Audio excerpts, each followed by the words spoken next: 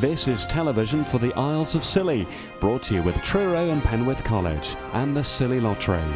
From Radio Scilly, this is scillytv.com.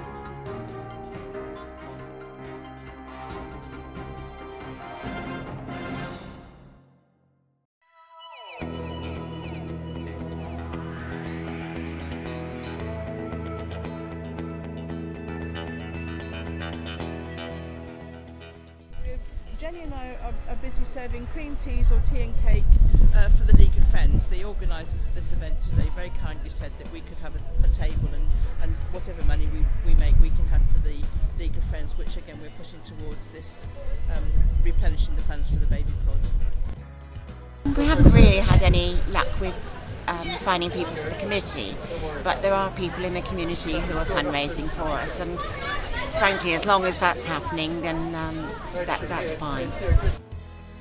All these crime books are all to do with Mick, so as you say, if there's anything suspicious going on, it's probably Mick, because he knows all the plots and he knows all the ruses and the things that you can do to not be discovered if you murder somebody. So as you can see, we've got an absolutely massive selection of all sorts from all different authors, but they're all serial killer come thriller come crime. So have you had anybody take an unhealthy interest in any of these, or buy a huge amount? Well, we have actually had quite a few people have bought, because we're doing 3 for £1. We've had a lot of people who've been buying great huge stacks of them, who clearly are also interested in serial killing, and some of them have also been on the island, so we could have a serial killer ring really, so there could be a handful of suspects. It's not free for 10 at Watts does, it's free for £1 on Scilly. Yeah.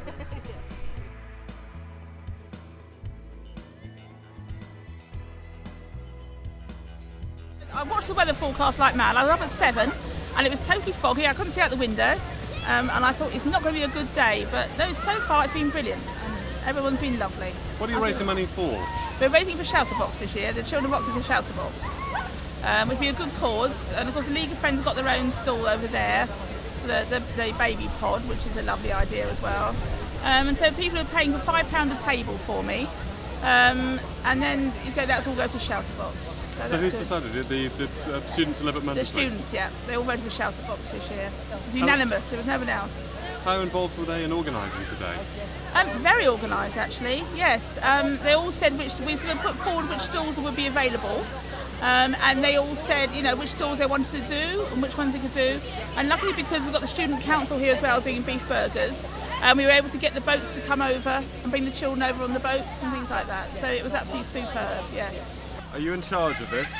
Yeah, I'm barbecuing at the moment. You enjoyed it? It's very smoky. Yeah, it's quite smoky, but yeah, it's fun. So how much of the organising have you been involved with? Have you made this all happen yourself? Well, all of the student council have been involved organising the event.